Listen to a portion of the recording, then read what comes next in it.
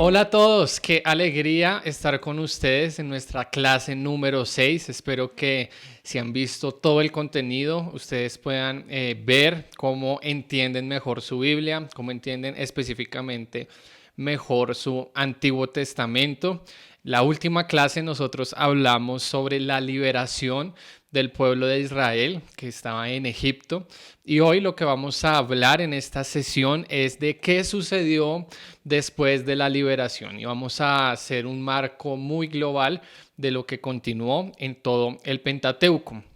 Una de las formas que lo podemos hacer, saber qué sucedió después de la liberación, es ver geográficamente cuál fue el movimiento del pueblo que estuvo liberado. Entonces, si lo vemos de esta manera, podríamos tener un bosquejo en 4 momentos. El primer momento de ellos es que ellos salen del Mar de las Cañas, o el Mar Rojo que nosotros conocemos, y van al monte Sinaí. Ese es el primer desafío que ellos se van a encontrar, que desde que cruzan el Mar Rojo hasta el monte Sinaí se van a encontrar con la experiencia del desierto. Luego podríamos tener un segundo punto donde ellos pasan un buen tiempo en el monte Sinaí, y es allí donde ellos tienen un acto muy importante con Dios, que es el pacto, y donde se le entrega la ley a Israel. Después de que se les entrega esta ley, nosotros pasaríamos al tercer momento de movimiento del pueblo, y es que es desde el monte Sinaí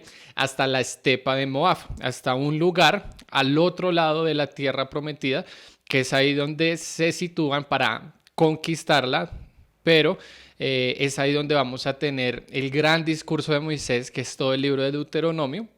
Entonces ahí estaría como el cuarto momento. Entonces toda la historia que nosotros vamos a encontrar después de la salida de Egipto hasta Deuteronomio, nosotros vamos a encontrarla en estos 4 momentos. Primer momento en el desierto, llegan al monte Sinaí. Luego llegan hasta la estepa de Moab. En ese recorrido es cuando el pueblo pasa 40 años en el desierto a causa de su incredulidad, de su desobediencia. Y luego nos vamos a encontrar que en ese lugar, en la estepa de Moab, se da un discurso en nombre de Moisés, donde se recuerda la ley nuevamente.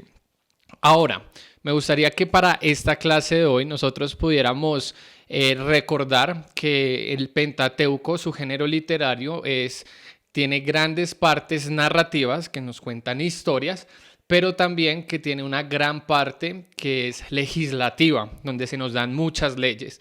Entonces, para la clase de hoy, nosotros vamos a hablar de 3 palabras que son muy claves para el pueblo de Israel después de haber salido de Egipto. Y estas 3 palabras son: una, desierto; la segunda es pacto; y la tercera es ley. La de la ley esperamos tocarla en una próxima sesión, y vamos a enfocarnos en lo que fue el desierto, que fue la experiencia que tuvo que vivir el pueblo después de haber salido de Egipto, y el pacto, que es un momento crucial para la mente de Israel. Ya lo que es ley, que es gran parte del Pentateuco, estos primeros 5 libros, por ejemplo, el libro de Levítico tiene mucho contenido de ley, el libro de Deuteronomio igual. Eso lo vamos a ver en la siguiente sesión. Entonces vamos con la primera palabra: desierto. ¿Por qué el pueblo de Israel tenía que pasar por el desierto si en ese entonces había una ruta muy bien habilitada para que ellos pudieran salir de Egipto y ir directamente a la tierra de Canaán, que es la tierra que Dios les había prometido? Pues bien, nosotros encontramos varias respuestas a esta experiencia de que ellos tenían que pasar por el desierto. Y la primera respuesta a esta pregunta es que en Éxodo capítulo 13, versículos 17 y 18, se nos da a entender que los filisteos, quienes estaban habitando ese recorrido a la tierra prometida, estaban en un contexto de guerra, y que posiblemente eso iba a hacer que el pueblo de Israel se arrepintiera de ir a la tierra de Israel. De pronto, la época en el desierto, la temporada en el desierto, era también un espacio donde el pueblo pudiera organizarse militarmente.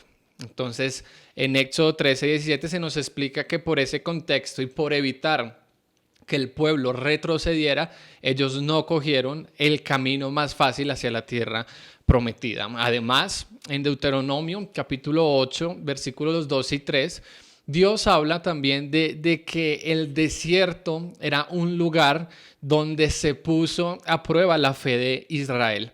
Y se nos da a entender que era un entrenamiento también espiritual donde Israel tenía que aprender y conocer a Dios y aprender a depender de Él. Entonces, eso fue uno de los propósitos que nosotros encontramos en ese paso por el desierto del pueblo de Israel.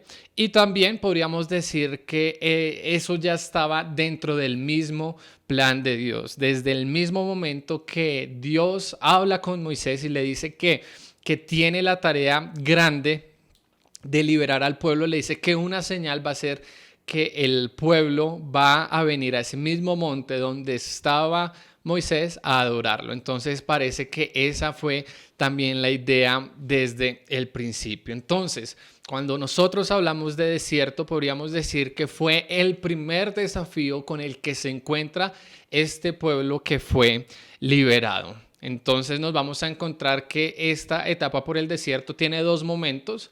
Uno tiene que ver cuando salen del Mar Rojo y llegan hasta el monte Sinaí. Este es su primer momento de encuentro con el desierto, y luego cuando salen del monte Sinaí nuevamente van a pasar por el desierto, pero podríamos decir que con desafíos y experiencias similares. Nosotros podríamos decir que el desierto en el primer momento que atravesó Israel y en el segundo momento se enfrenta con desafíos similares.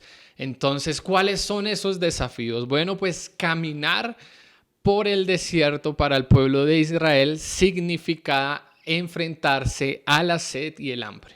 Son los desafíos que nosotros nos vamos a encontrar primeramente con el pueblo de Israel. Pasa un tiempo y empiezan a tener sed, empiezan a tener hambre, y es ahí donde vienen grandes manifestaciones de Dios. Luego, nosotros nos vamos a encontrar que el desierto también para ellos era el desafío de enfrentarse a los enemigos. Y esto es una guerra que ellos tuvieron contra Amalek, y que también se va a repetir más adelante en el segundo momento del desierto con algunos habitantes de Canaán, con de Sihón y Og o Balac. Entonces, estos son los desafíos que nosotros encontramos ahí, y estos desafíos van a provocar diferentes reacciones negativas sobre el pueblo de Israel. Van a venir muchas dudas, y algo característico de Israel en el desierto es su duda, su incredulidad, y esto va a ser tan grande y va a crecer tanto que va a llegar un punto en que el mismo pueblo empieza a organizarse buscando personas para devolverse a la esclavitud, devolverse a Egipto. Entonces, esta experiencia del desierto puso a prueba el corazón del pueblo a tal punto que ellos no resistieron las cosas que estaban sucediendo y tomaron la decisión de decir, no, yo creo que era mejor cuando éramos esclavos. Entonces, me parece que esto es muy clave para nosotros entender qué sucede en el desierto, y más que es un lenguaje que nosotros comúnmente usamos hoy a diario. Bueno, tiene su origen en las diferentes pruebas y circunstancias que pasó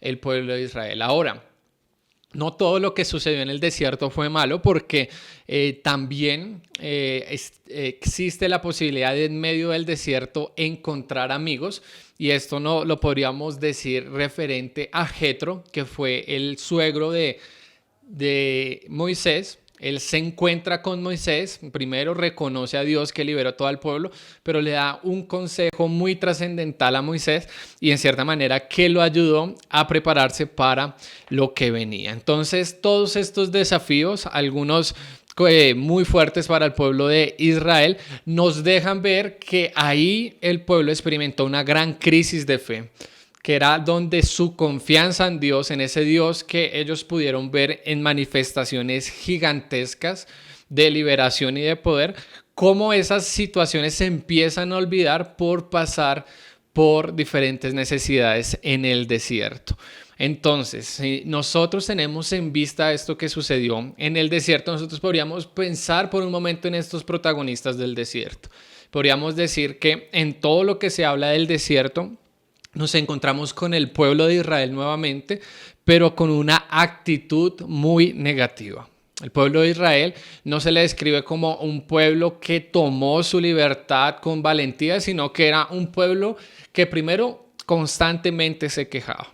Se quejaba de todas las situaciones que estaba enfrentando y en cierta manera esa misma queja lo llevaba también a la desconfianza. Desconfiar de Moisés, desconfiar de Aarón, que era la mano derecha de Moisés, desconfiar de los mismos planes de Dios y hasta el punto de empezar a desobedecerle, que esa misma duda, que esa misma queja los llevó por el camino de la desobediencia a Dios y desobediencia y miedo hacia la libertad. Esto es muy interesante porque si nosotros ponemos al pueblo por un lado y al suegro de Moisés que no hacía parte del pueblo, nos vamos a dar cuenta que el pueblo es muy negativo y mientras al otro costado, una persona que no pertenecía al pueblo, que no vio todas las manifestaciones, ve y exalta con mucha alegría el poder de Dios. Entonces es un contraste muy interesante que nos recuerda que hay gente que incluso no hace parte del pueblo y tiene un concepto más claro del poder y de la confianza que se puede tener en Dios. Y siguiendo esto, nosotros nos vamos a encontrar luego con la actitud de Moisés, que la actitud de Moisés después de la liberación lo vamos a encontrar frecuentemente hablando con Dios, siendo el puente entre el pueblo y Dios, presentándole a Dios las situaciones que está en el pueblo y hay un punto en el que el mismo Moisés también se queja del pueblo, dice ya no lo aguanto, no lo soporto, y también lo vamos a encontrar en un papel que es muy importante, que es el del intercesor, el que le pide a Dios y le dice no trates de mal a este pueblo, perdona sus ofensas. Entonces vamos a encontrarlo ahí como un intercesor y también, como les mencionaba al inicio, el encargado de dar las leyes de Dios al pueblo. Ese es el factor que nosotros vamos a encontrar de Moisés y nos vamos a encontrar también con Dios, que su actitud es de mucha paciencia con los problemas que enfrenta el pueblo y que responde a ellos. Dios los cura, los alimenta, les da agua, los protege. Entonces, en cada desafío ellos podrían evidenciar que Dios nunca los dejó solos y que siempre estuvo ahí para apoyarlos, pero que en cierta manera todos esos desafíos eran una prueba que con paciencia Dios estaba entregándole al pueblo de Israel. Esa paciencia de Dios podríamos decir que en cierta manera se iba a ir matizando por la constante desobediencia, queja del pueblo de Israel, hasta el punto que Dios toma la decisión, y esto es parte de lo que sucede en el desierto, de que a causa de todo lo que ellos estaban haciendo mal, Él toma la decisión de castigar al pueblo que fue liberado con no poder entrar a la tierra prometida. Solamente dos personas, que son Josué, que va a ser el protagonista de la historia después del Pentateuco, y nos vamos a encontrar con Caleb también. Ellos sí pudieron entrar a la tierra prometida con toda la nueva generación. Y a pesar de que esto pueda parecer fuerte, nosotros nos vamos a dar cuenta de que la bendición de Dios supera incluso el castigo a el no irse atrás con su promesa, sino entregarla a la siguiente generación. Él no tomó la decisión de terminar absolutamente ahí con el pueblo, sino de entregar la bendición a la siguiente generación. Entonces, como algunas conclusiones que podemos tomar de esta experiencia en el desierto, es primero que era un lugar de prueba y era un lugar de castigo por la incredulidad del pueblo de que Dios podía darles la tierra prometida. Ellos tuvieron que pasar por 40 años el desierto para, en cierta manera, que una generación pasara y la nueva generación entrara a la tierra prometida. Pero también el desierto, y esto va a ser una lectura muy importante que van a ser profetas más adelante en la historia de Israel, es que el desierto era un lugar de purificación y de nuevo nacimiento. Era un lugar para retornar a la historia de amor que tuvo el pueblo de Israel al inicio, cuando Dios por primera vez los liberó. Y este tema, como se los dije, se los acabo de decir, lo van a tomar mucho en reflexión los profetas, como por ejemplo Oseas, que Oseas en el capítulo 2, versículo 14 al 16, dice lo siguiente: pero he aquí que yo la atraeré y la llevaré al desierto,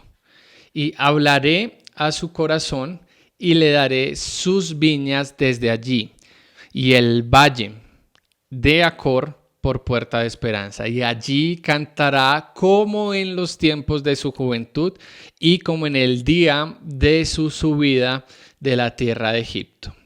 En aquel tiempo, dice Dios, me llamarán mi esposo Ishi y nunca más me llamarán Baal. De cierta manera, Oseas está diciendo que el pueblo olvidó a el Señor y que pasar por el desierto va a significar enamorarse de nuevo. Entonces, eso es el significado que nosotros vamos a encontrar en el desierto. Si bien es un lugar de prueba, también es un lugar donde podemos empezar de nuevo, podemos encontrar un espacio de purificación y donde podemos reconectarnos con ese Dios que nos ama. Entonces, no solamente el desierto tiene una connotación negativa, sino que también se puede ver que en medio del desierto podemos sacar y tener una nueva oportunidad para purificar y retomar el amor a Dios.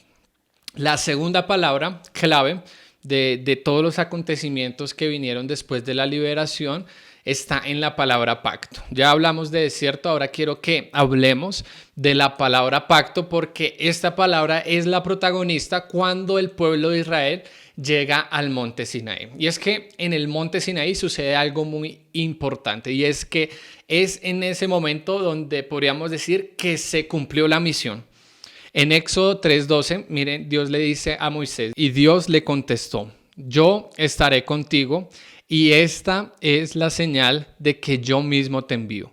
Cuando hayas sacado de Egipto a mi pueblo, todos ustedes, el pueblo liberado, me adorarán en este monte. Este pasaje es cuando Dios llama a Moisés, está en el monte Sinaí y Dios le dice: te vas a dar cuenta que yo estoy contigo, porque cuando todo esto suceda, en este mismo monte van a estar adorándome. Y es ahí donde Moisés se encuentra. No lo dice la palabra, pero podríamos suponer un poco de que Moisés no sabe qué sigue. Él llega a este punto donde toda la misión se cumplió, donde el propósito llegó a su cumplimiento, ya está el pueblo adorándolo y Moisés no sabe qué va a suceder después. Y es por eso que hablamos de que en el desierto también nos encontramos amigos, porque es Jetro, es su suegro. Para sorpresa de muchos, el suegro es quien lo ayuda a entender que no debe ocuparse en ciertas actividades como para quemar el tiempo, sino que entregue responsabilidades, delegue, para que él se pueda encontrar con Dios y saber qué es lo que sigue.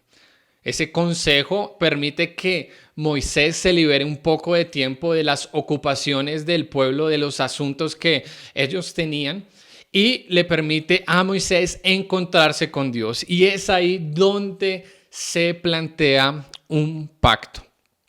Esta palabra ha tenido recientemente en nuestra historia una connotación muy negativa por ciertos usos inadecuados de pactar con Dios, como con mucho énfasis en dineros, y ha perdido el valor de lo importante que fue esta palabra para el pueblo de Israel. La palabra pacto o la palabra alianza, que son similares. Pues bien, cuando la Biblia en el Antiguo Testamento está hablando de pacto, era una referencia a un convenio, a un compromiso entre dos personas. Y esto se podría ver incluso en la historia de dos personas, de hacer un trato. Es lo que normalmente nosotros incluso hoy hacemos.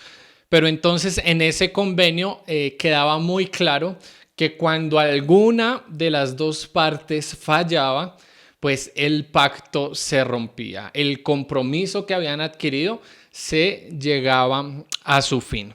Y nosotros podemos ver que incluso en el Antiguo Testamento se hablan de lugares, de montículos que se levantan en ciertos lugares para celebrar un pacto. Y eso es un recordatorio visible de lo que es un pacto. Y eso incluso nosotros lo hacemos hoy, pensando por ejemplo en el anillo de matrimonios.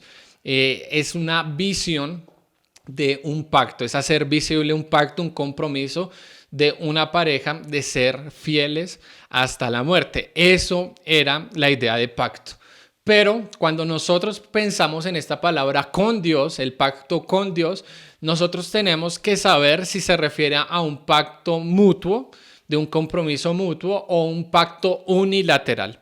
¿Y por qué hablo de esto de si es un pacto mutuo o unilateral? Porque se entiende que cuando se hace un pacto entre dos personas iguales, nosotros se trata de un pacto mutuo donde cada uno tiene sus responsabilidades, pero con Dios, por ejemplo, nos vamos a dar cuenta que hay pactos con Él que son unilateral, donde Él se compromete sin necesidad de algún compromiso de la persona.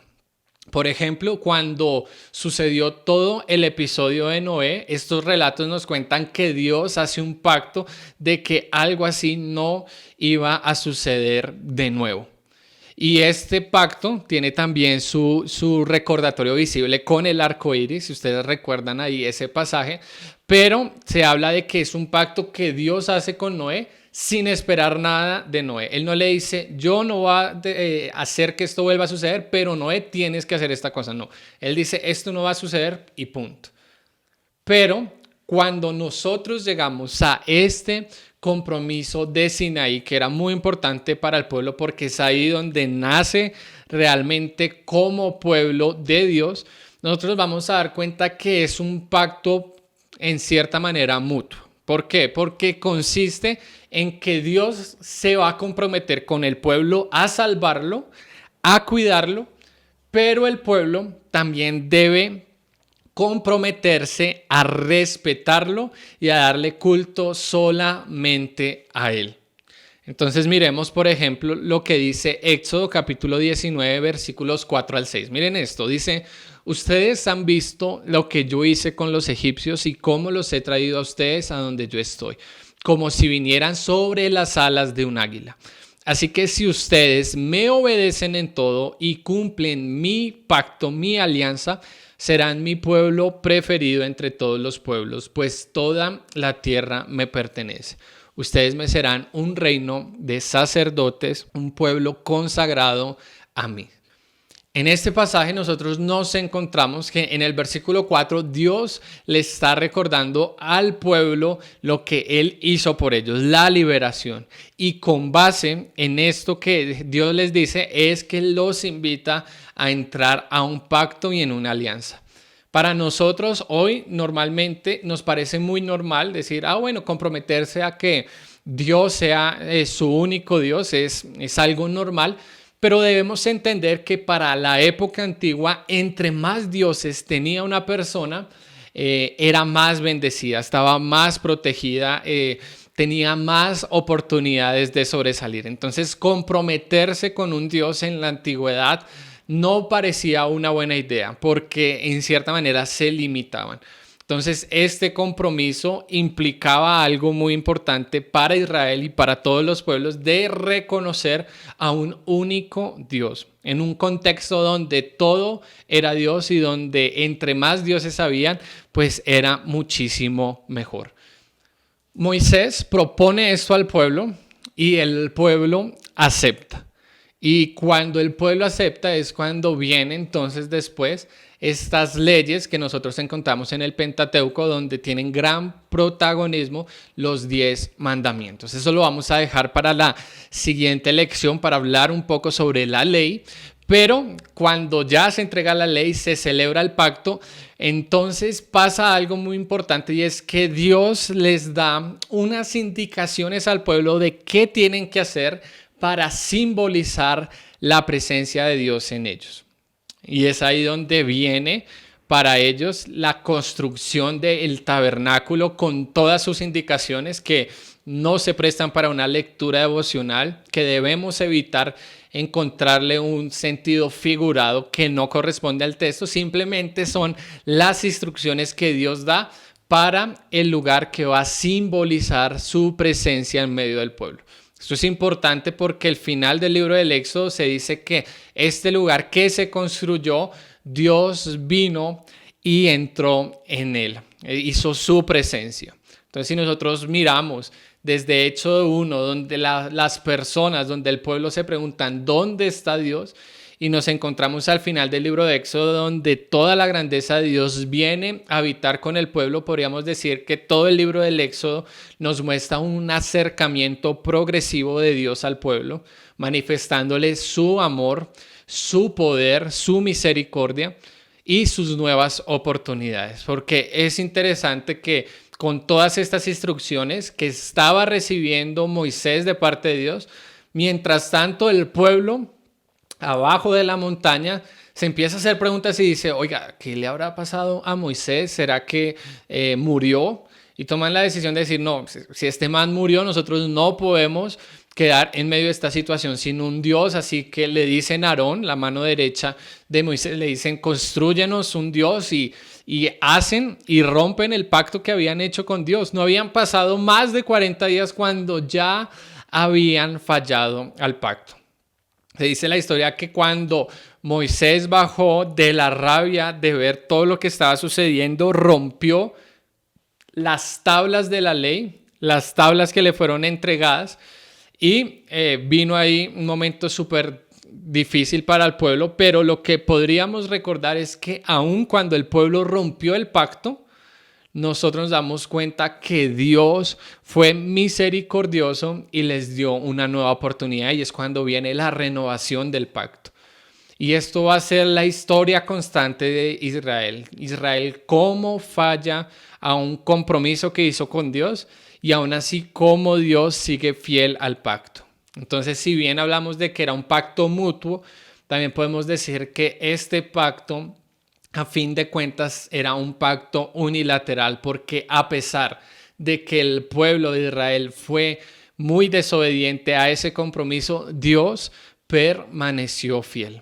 Más adelante, uno de los profetas, teniendo en claro todo esto que había sucedido con el pacto y siendo consciente también de todo lo que iba a venir, escribe, y hablo de Jeremías, en Jeremías 31, Jeremías escribe sobre un nuevo pacto que va a ser Dios con el pueblo, un pacto con mejores condiciones y un pacto que va a incluir muchísima más salvación, y un pacto que no solamente se restringe a Israel, sino que es un pacto para todas las personas, y es ahí donde vemos el cumplimiento sobre Jesús, y es ahí por eso que nosotros hablamos de un nuevo pacto. Entonces, ya teniendo esto en claro, podríamos decir que la experiencia después de la liberación del pueblo fue marcado, uno, por la palabra desierto, que si bien fue un momento de muchos desafíos, también, como les mencioné, puede ser visto de una oportunidad gigante para el pueblo de renovar su amor, de purificarse y de reencontrarse con lo que una vez conoció de Dios. Y eso también aplica para nosotros hoy.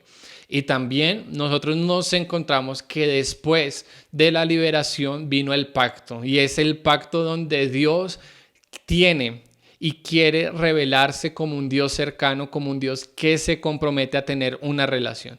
Porque si bien el pacto lo hemos visto muchas veces como solamente leyes, como solamente algo que se trata de perfección, la idea de pacto que está mediado por la gracia de Dios de liberar al pueblo, y después lo veremos más adelante con Jesús, la idea de pacto se lee sobre la palabra gracia.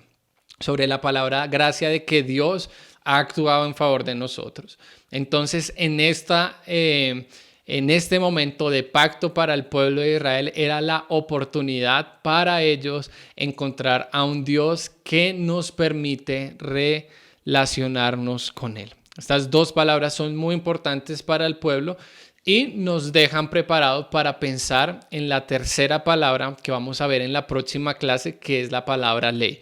y queremos explorar ahí qué se refiere con la ley y ver todo lo que estaba sucediendo, porque en el Pentateuco, sobre todo en el libro de Levítico y todo el libro de Deuteronomio, nos vamos a encontrar con muchas leyes y necesitamos tener un fundamento para poder interpretarlas bien.